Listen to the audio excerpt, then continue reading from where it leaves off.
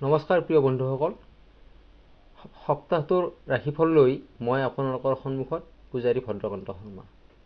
আগন্তুক সপ্তাহটো ৩ ফাগুন 16 ফেব্ৰুৱাৰী সোমবাৰৰ পৰা 9 ফাগুন 22 ফেব্ৰুৱাৰী 2026 চনৰ ৰবিবাৰলৈকে এই সপ্তাহটোৰ আপোনাৰ ৰাশিফল কেনেকুৱা হ'ব, আপোনাৰ ধন সম্পত্তি, স্বাস্থ্য, পৰিয়াল, শিক্ষা, প্ৰেম আদি দিশত আপোনাৰ সপ্তাহটো কেনেদৰে পাৰ হ'ব তাৰে বিৱৰণ দিবৰ কাৰণে মই আগবাঢ়িছোঁ। আশা কৰোঁ আপোনালোকে ভিডিঅ'টো শেষলৈকে চাই থাকিব। এতিয়া মেষ ৰাশিৰ পৰা আৰম্ভ কৰিছোঁ। মেষ ৰাশিৰ সপ্তাহটো উন্নতিৰ যুগ আছে। চাকৰি, ব্যৱসায়, শিক্ষা আদি দিশত পজিটিভ মনোভাৱ আপোনালোকৰ বৃদ্ধি পাব। বন্ধুৰ পৰা আপোনালোকে সহায় পাব। অতিৰিক্ত মানসিক চাপ নল'ব। স্বাস্থ্য ভালে থাকিব। সৰু সুৰা কিছু অসুখ আপোনাৰ হ'ব পাৰে, যেনেকুৱা জ্বৰ, চৰ্দি এইবিলাক আহিব পাৰে, কিন্তু বিশেষ একো চিন্তনীয় নহয়। শিক্ষাৰ ক্ষেত্ৰত প্ৰতিযোগিতামূলক মনোভাৱ বৃদ্ধি পাব ছাত্ৰ ছাত্ৰীৰ। প্ৰেমত যোগাযোগ ভাল, মধুৰ সম্পৰ্ক থাকিব। শুভ ৰং কিন্তু খং কিছু দমাই ৰাখিব লাগিব। আপোনাৰ সপ্তাহটো বাকীখিনি ভালেই যাব। এতিয়া আগবাঢ়িছোঁ বৃষ ৰাশিলৈ। বৃষ ৰাশিৰ জাতক জাতিকাসকলৰ সপ্তাহটো আপোনাৰ বহুদিনৰ পৰা পেণ্ডিং হৈ থকা কামবোৰ সিদ্ধি লাভ হ'ব। ব্যক্তি অনুসাৰে আপোনাৰ কামবোৰ বেলেগ বেলেগ ধৰণৰ হ'ব। যেনেকুৱা ব্যৱসায়ৰ কাৰণে ব্যৱসায় সন্দৰ্ভত, চাকৰিয়ালৰ বাবে চাকৰি সন্দৰ্ভত, ছাত্ৰ ছাত্ৰীৰ কাৰণে শিক্ষা সন্দৰ্ভত, তেনেকুৱা ধৰণৰ প্ৰত্যেক ব্যক্তিৰে কৰ্ম বুলি ক'লে বেলেগ বেলেগ বুজাব। আৰ্থিক দিশত চিন্তনীয় নহয়, পৰিয়ালত সুখ থাকিব। এই সপ্তাহটোত স্বাস্থ্য আপোনাৰ ভালে থাকিব, কিন্তু পেটৰ সমস্যাই কিছু আপোনাক দেখা দিব পাৰে। খাদ্য অভ্যাস আপুনি কিছু কণ্ট্ৰল কৰি ৰাখক। শিক্ষাৰ দিশত ছাত্ৰ ছাত্ৰীৰ ধৈৰ্যৰ ভাল ফল পাব। ছাত্ৰ ছাত্ৰীসকলে ধৈৰ্য ধৰি পঢ়িলে তেওঁলোকৰ ফল নিশ্চয় ভাল পাব। প্ৰেমত সৰু সুৰা কথাত মনোমালিন্য কিছু ঘটিব পাৰে, তাক ডাঙৰ কৰি নল'ব। ল'লে আপোনালোকৰ নিজৰে বিপদ আহিব। এতিয়া আগবাঢ়িছোঁ মিথুন ৰাশিলৈ। সপ্তাহটো আপোনাৰ সিমান ভাল বুলি ক'ব নোৱাৰি। ভাল বেয়া দুয়োটাই থাকিব, ভাল বেয়া দুয়োটাই মিশ্ৰিত হৈ থাকিব। বিশেষকৈ স্বাস্থ্যৰ ক্ষেত্ৰত আপুনি কিছু মনোযোগ দিব লাগিব। কোনো বেমাৰক অৱহেলা নকৰিব। পিছলৈ আপুনি নিজে কষ্ট ভোগ কৰিবলগীয়া হ'ব। মানসিক চাপ কিছু কমকৈ ল'ব। আপোনাৰ যাত্ৰা ভাল। যি কৰ্মতে আপুনি যাত্ৰা নকৰক, চাকৰি, ব্যৱসায়, শিক্ষা, যিকোনো কৰ্মতে যাত্ৰা নকৰক কিয়, আপোনাৰ তাৰ পৰা লাভদায়ক হ'ব। আপোনাৰ পাৰিবাৰিক ভালে থাকিব এই সপ্তাহটোত। শিক্ষাৰ ক্ষেত্ৰত নতুন ছাবজেক্ট বুজিবলৈ আপোনাৰ সহজ হ'ব। পৰীক্ষামূলক কাৰ্যৰ কাৰণে আপোনাৰ ভাল সময়।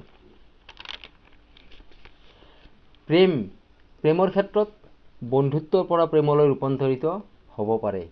প্ৰেমত আপোনাৰ শুভ। এইবাৰ আহিছোঁ কৰ্কট ৰাশিলৈ। কৰ্কট ৰাশিৰ সম্পত্তিৰ দিশত বহুত ভাল বুলি ক'ব পাৰি। ইনভেষ্ট কৰিব পাৰে আপুনি। পৰিয়াল বন্ধুৰ পৰা আপুনি এই সপ্তাহত সহায় পাব, কিন্তু যান বাহনৰ পৰা কিছু আপোনাৰ ক্ষতি হ'ব পাৰে।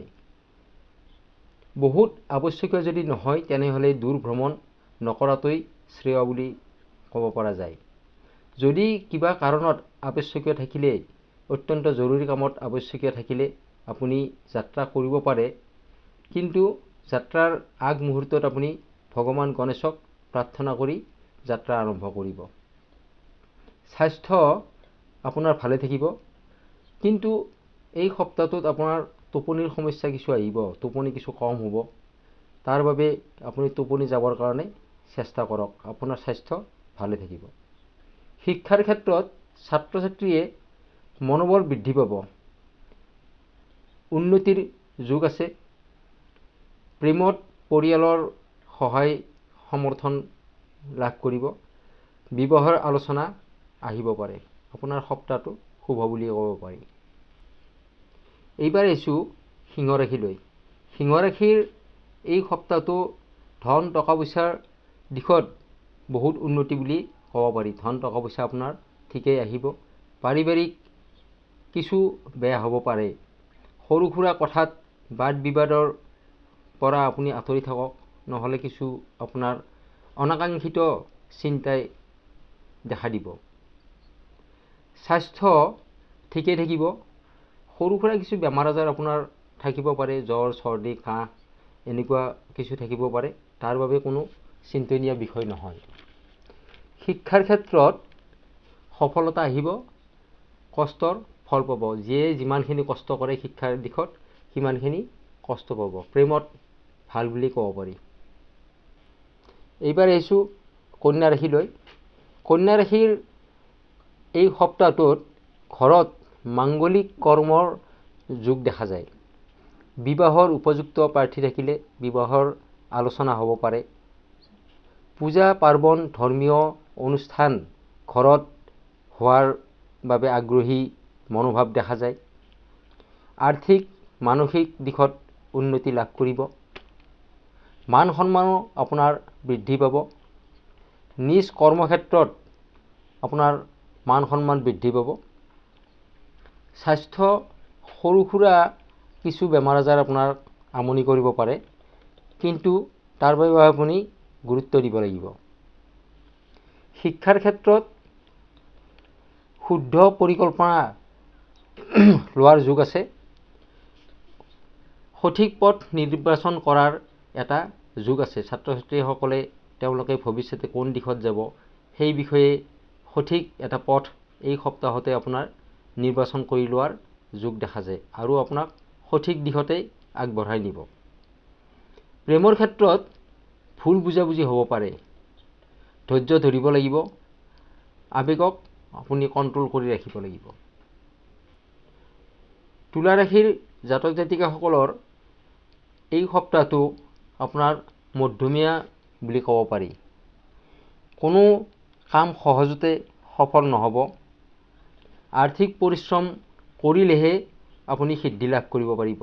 যিয়ে যি কামত নকৰক, ব্যৱসায়ী, চাকৰিয়াল, শিক্ষাৰ্থী সকলোৱে কিন্তু এই সপ্তাহটোত অধিক পৰিশ্ৰম কৰিব লাগিব। ছাত্ৰ ছাত্ৰীসকলে সহজতে কোনো কথা হয়তো মনত নাথাকিব পাৰে, কিন্তু বহুতবাৰ তেওঁলোকে পঢ়াৰ পিছতহে ভালদৰে মনত থাকিব। বা ব্যৱসায়ীসকলেও কিছু বেছিকৈ পৰিশ্ৰম কৰিবলগীয়া হ'ব। চাকৰিয়ালৰ ক্ষেত্ৰতো তেনেকুৱা। সকলো ক্ষেত্ৰতে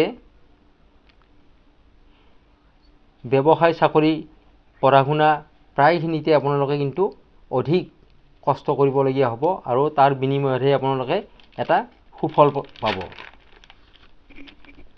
স্বাস্থ্যৰ ক্ষেত্ৰত মানসিক শান্তি বজাই ৰাখক, হতাশ নহ'ব। স্বাস্থ্য আপোনাৰ ভালে থাকিব, মানসিক সন্তুষ্ট পাব।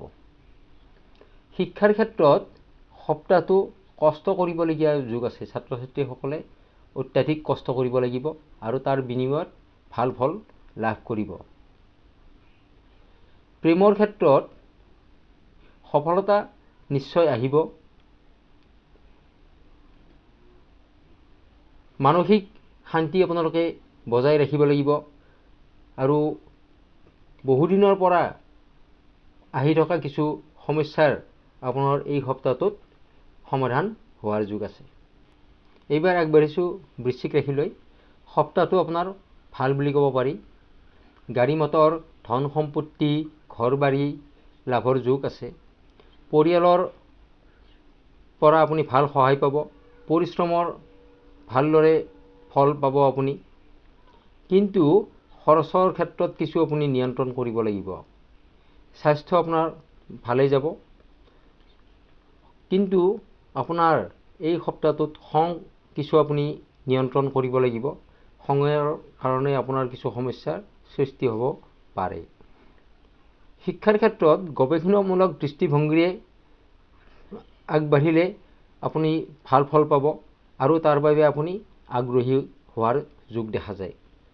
প্ৰেমৰ ক্ষেত্ৰত গভীৰ অনুভৱ, বিশ্বাস বাঢ়িব। এইবাৰ আগবাঢ়িছোঁ ধনুৰাশিলৈ।